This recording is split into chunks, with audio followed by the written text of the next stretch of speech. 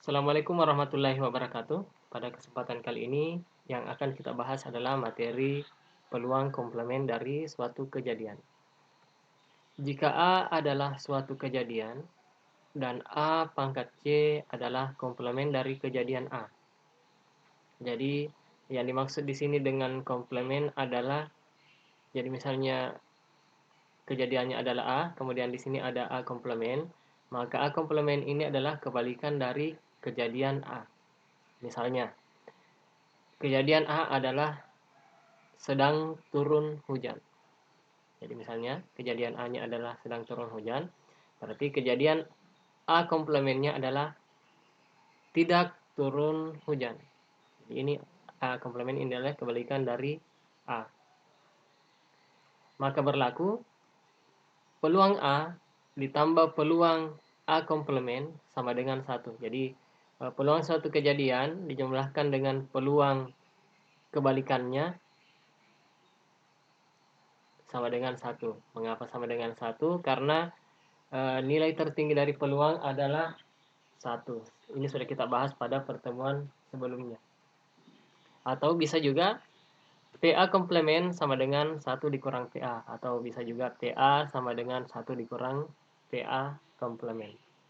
Untuk lebih jelasnya kita bahas contoh 1. Dari suatu set kartu bridge diambil sebuah kartu secara acak. Berapakah peluang terambil bukan kartu as? Jadi di sini bukan kartu as. Nah, apabila kita menggunakan komplement, maka yang diambil adalah kartu asnya. Nah, kartu bridge itu ada 52, seperti yang sudah kita bahas sebelumnya. Kemudian kartu as ada 4. Berarti yang pertama-tama kita tentukan adalah peluang terambil kartu as. Nah, peluang terambil kartu as ini adalah komplement dari bukan kartu as. Nanti setelah menentukan peluang terambil kartu as, barulah kita menentukan peluang yang terambil bukan kartu as. Jadi kita menentukan kebalikannya terlebih dahulu, barulah kita menentukan peluang yang diinginkan. Nah, untuk peluang terambil kartu as, di sini kita lihat kartu asnya ada 4, berarti 4/52. Kita berikan simbol PA komplement, karena ini adalah kebalikan dari yang akan kita tentukan yang sebenarnya. Kita sederhanakan menjadi 1/13, masing-masing kita bagi 4. Nah, setelah kita dapatkan peluang kartu as ini, barulah kita menentukan peluang yang terambil bukan kartu as.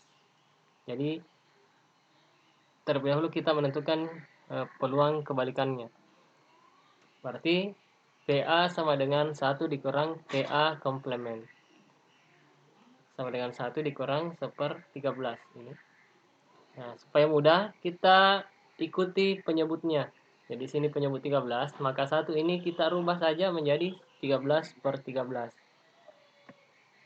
Nah, jadi misalnya di sini 52, kita rubah 52/52. Kita kurangi menjadi 12/13. Inilah peluang yang terambil bukan kartu as. Oke, kita lanjut ke contoh yang kedua. 3 buah koin ditos bersamaan, tentukanlah peluang paling sedikit satu angka. Jadi yang diinginkan adalah paling sedikit satu angka. Jadi di sini ada 2 angka, 1 gambar. Ini contoh.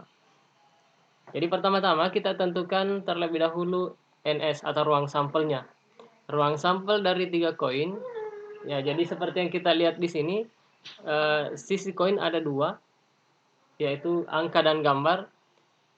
Kemudian ada 3 koin, berarti nanti untuk menentukan ruang sampelnya adalah 2. Jadi mohon maaf ini terbalik. Di sini 3-nya adalah 2. 2 pangkat 3. 2 itu untuk sisi koin. Kemudian pangkatnya adalah 3. 3 buah koin. Jadi di sini harusnya 2 pangkat 3 sama dengan 8. Jadi kalau 2 koin berarti 2 pangkat 2. Kemudian jika 4 koin berarti 2 pangkat 4. Jadi NS-nya adalah 8. Kemudian selanjutnya saya rincikan terlebih dahulu eh, kejadian yang mungkin muncul. Jadi ruang sampelnya apa saja yang 8 ini. Nah, jadi yang pertama adalah bisa saja ketiga-tiganya angka. Jadi ketiga-tiganya yang muncul adalah angka. Itu adalah yang pertama, kemungkinan pertama. Kemungkinan kedua adalah angka-angka kemudian gambar. Yang ketiga adalah angka kemudian gambar-gambar.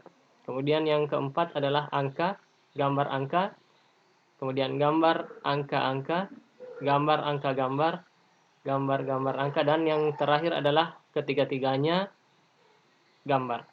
Jadi bisa juga kita buat dalam bentuk tabel supaya mudah. Nah, jadi di sini ada 8. Ini menandakan adalah ruang sampel. Nah, selanjutnya peluang muncul paling sedikit satu angka. Jadi kita lihat di sini paling sedikit satu angka berarti boleh ketiga-tiganya angka, boleh dua angkanya, satu angka boleh, kemudian dua angka boleh, dua angka boleh, satu angka. Yang tidak boleh itu adalah ketiga-tiganya. Ya, jadi intinya adalah paling sedikit satu angka berarti tidak boleh tidak ada angka. Jadi yang tidak ada angkanya adalah cuma satu, yaitu G, G, G. Nah, selanjutnya berarti yang kita tentukan adalah yang ini. Karena kita akan menentukan terlebih dahulu kebalikannya. Jadi yang ditentukan adalah peluang muncul semua gambar. Jadi ini yang dimaksud oleh soal.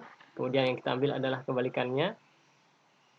Maka yang dicari atau yang ditentukan adalah peluang muncul semua gambar.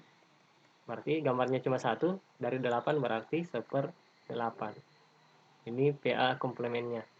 Selanjutnya barulah kita menentukan peluang muncul paling sedikit satu angka. Jadi ini tinggal dikurangi. PA sama dengan 1 dikurang PA komplemen. 1 dikurang 1/8. Ya, berarti ini dirubah menjadi 8/8. Sama dengan 7/8. Nah, inilah contoh soal yang diselesaikan menggunakan aturan komplemen. Nah, ini sebenarnya seandainya kita tidak membahas komplemen, bisa saja ini langsung 7/8. Jadi ini adalah contoh soal yang diselesaikan dengan menggunakan komplemen. Assalamualaikum warahmatullahi wabarakatuh.